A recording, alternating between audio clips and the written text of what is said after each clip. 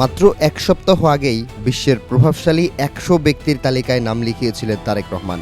সে সময় টাইম ম্যাগাজিনের সংখ্যা ছিল বাংলাদেশের প্রধানমন্ত্রীর মধুচন্দ্রিমার সময়কাল সাধারণের তুলনায় ছোট হতে পারে, আর হলোও তাই।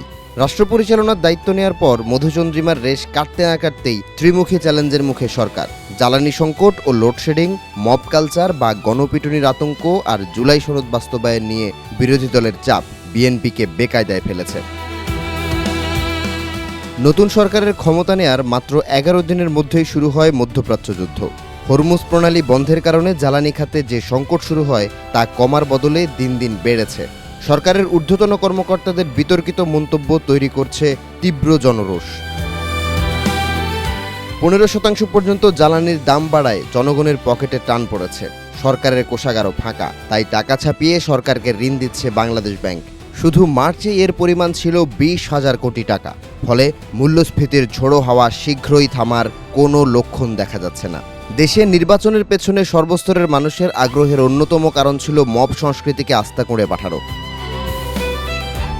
স্বরাষ্ট্রমন্ত্রীর বারবার হুঁশিয়ারি সত্ত্বেও দেশের বিভিন্ন স্থানে এখনও মব জাস্টিসের নামে প্রাণ হারাচ্ছেন অনেকে। গেল ১১ এপ্রিল কুষ্টিয়ায় এক দরবারে হামলার পর পীর নিহত হবার ঘটনা দেশজুড়ে তীব্র সমালোচনার জন্ম দিয়েছে। আর ত্রিমুখী সংকটের সবশেষ স্তর জুলাই সনদ বাস্তবায়ন প্রসঙ্গ। নির্বাচনী ইশতেহার পূরণে ব্যস্ত থাকলেও জুলাই সনদ ও গণভোট বাস্তবায়ন নিয়ে বারবার টালবাহানা করছে সরকারি দল। এতে গণঅভ্যুত্থানের পক্ষের মানুষের কাছে জনসমর্থন হারাচ্ছে বিএনপি। যদিও শুরুটা এমন ছিল না। দায়িত্ব গ্রহণের মাত্র ২ মাসের মধ্যেই নির্বাচনী ইশতেহারের বেশ কিছু প্রতিশ্রুতির দৃশ্যমান বাস্তবায়ন শুরু করে সরকার। ইতিবাচক ব্যতিক্রমটি যেমন রাজনৈতিক অঙ্গনে আলোচনার জন্ম দেয়, ঠিক তেমনি সাধারণ মানুষের মধ্যে তৈরি করে মিশ্র প্রতিক্রিয়া। প্রথমেই দেখা যায় সামাজিক সুরক্ষা খাতে বিভিন্ন ধরনের কার্ড চালুর উদ্যোগ। নিম্ন আয়ের পরিবার থেকে প্রান্তিক জনগোষ্ঠীর জন্য পৌঁছে দেওয়া হয়েছে ফ্যামিলি কার্ড, কৃষক কার্ড ও হেলথ কার্ড। এসব কার্ডের মাধ্যমে ভর্তুকি, চিকিৎসা সহায়তা এবং খাদ্য নিরাপত্তা নিশ্চিত করার কথা বলা হচ্ছে।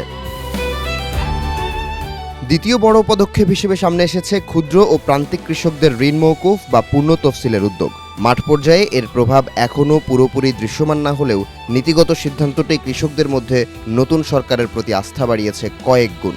তৃতীয়ত, দ্রব্যমূল্য নিয়ন্ত্রণে সরাসরি বাজার ব্যবস্থাপনায় হস্তক্ষেপ করেছে সরকার। নিত্য প্রয়োজনীয় পণ্যের সরবরাহ বাড়ানো, মনিটরিং জোরদার এবং আমদানি নীতিতে বেশ কিছু শিথিলতা আরোপের সিদ্ধান্ত দৃশ্যমান হয়েছে।